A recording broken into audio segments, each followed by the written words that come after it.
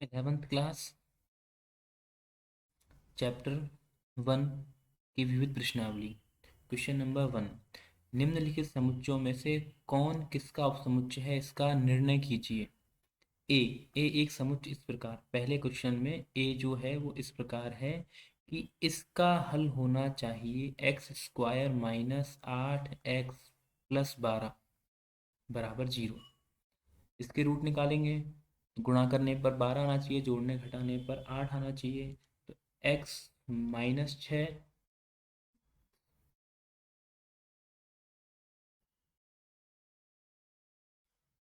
x minus 6 x minus 2 बराबर 0, अर्थात a जो है वो आया है 2,6। और अब हम चेक करेंगे b ये सेट है, c ये वाला सेट है, d ये वाला सेट है, कौन किसका उपसमुच्चय है। तो ए में 2 और 6 आ रहा है और यही एलिमेंट इसमें है, अर्थात ए इज सबसेट ऑफ बी। क्या ए सी का सबसेट है? बिल्कुल, ए इज सबसेट ऑफ सी। क्या ए डी का सबसेट है? ए डी का सबसेट नहीं होगा, क्योंकि ए का जो 2 एलिमेंट है वो डी में नहीं आ रहा। क्या बी सी का सबसेट है? बी सबसेट होगा सी का, क्योंकि 2 4 6 इसमें आ रहा है। क्या सी डी का सबसेट है? नहीं। क्या डी ए का सबसेट है? डी ए का सबसेट होगा। इस क्वेश्चन में आपको बताना है कौन किसका सबसेट है, उपसमुच्चय है। क्या डी बी का सबसेट होगा? बिल्कुल, डी बी का सबसेट होगा। क्या डी सी का सबसेट होगा? बिल्कुल, डी सी का सबसेट होगा। जितने भी समुच्चय एक दूसरे के लिए उपसमुच्चय हैं वो सारे उपसमुच्चय आपको बताने हैं। क्वेश्चन नंबर दूसरा, ज्ञात कीजिए कि निम्नलिखित में से कौन सत्य है और कौन असत्य है।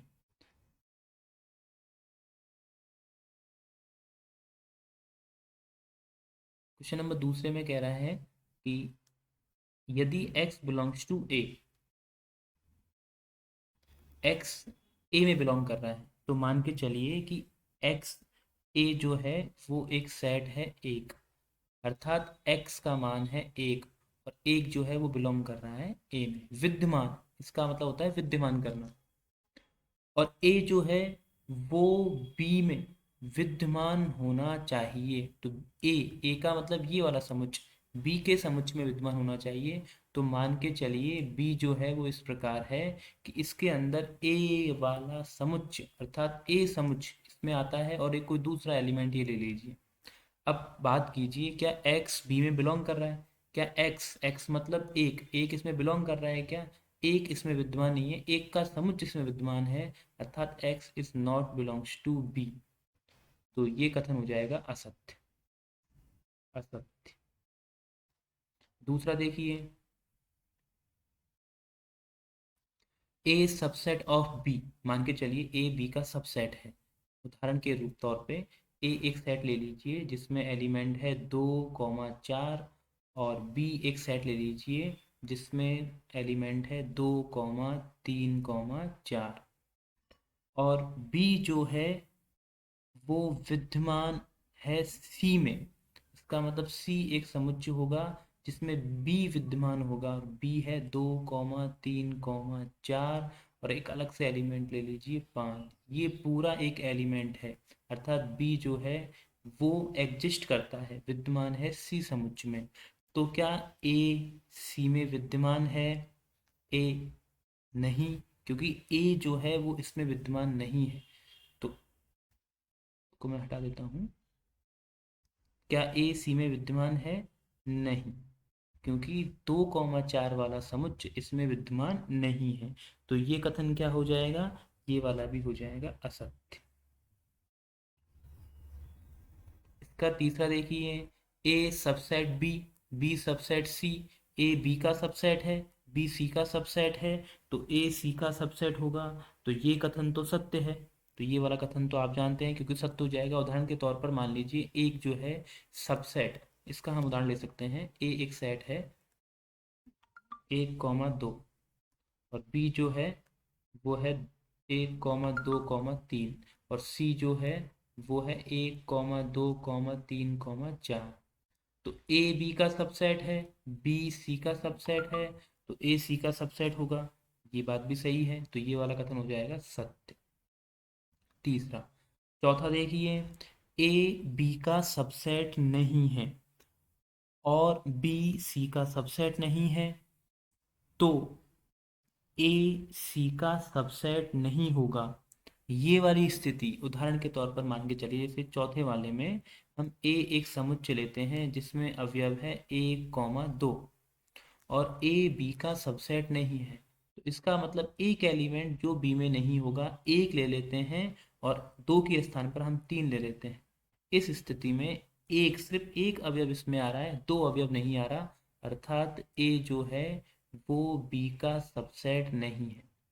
और बी सी का सबसेट नहीं है, तो सी के सबसेट नहीं होने पर हम मान लेते हैं एक एलिमेंट सी जिसमें एक तो आ रहा है, 2 और ये वाला एलिमेंट कुछ और ले लो 5, ये ले लीजिए।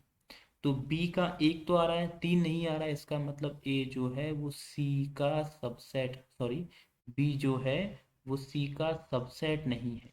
तो क्या ए सी का सबसेट है? जबकि यहाँ से साफ पता लगता है कि ए सी का सबसेट है, और यहाँ कह रहा है ए सी का सबसेट नहीं है, अर्थात ये स्थिति, ये वाली स्थिति असत्य हो चुकी है। ए सी का सबसेट हो सकता है, ए जो है वो सी का सबसेट, सी का सबसेट हो सकता है, ये कथन हो जाएगा सत्य। इसका पांचवा देखिए, x belongs to A B का सबसेट नहीं है और x बिलोंग्स टू बी। एक सेकंड, मैं इसको थोड़ा सा मिटा देता हूँ।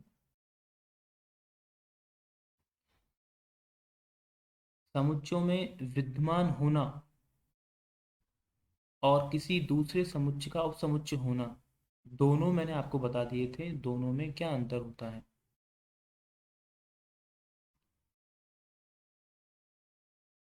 देखिए,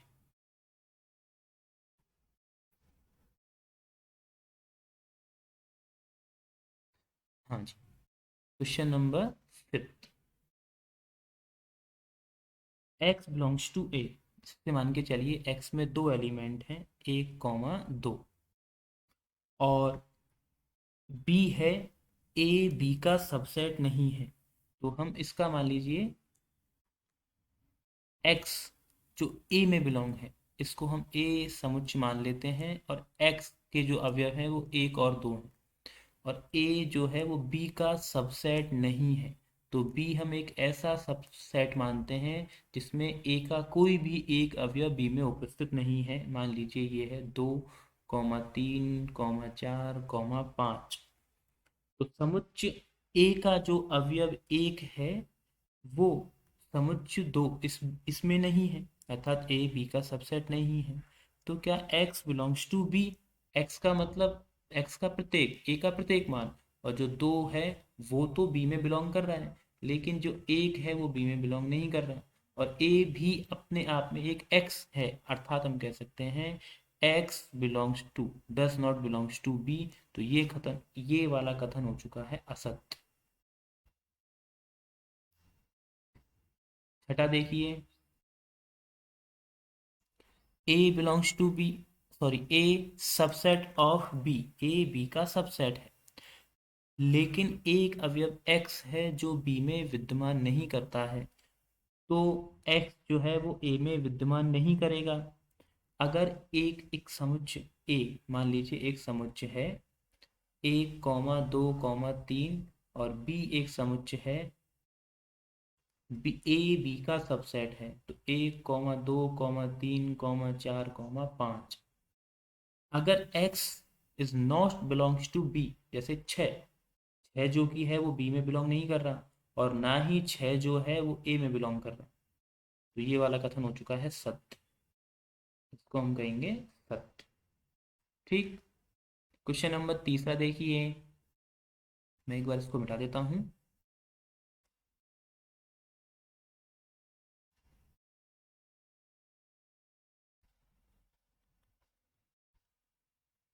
क्वेश्चन नंबर 3,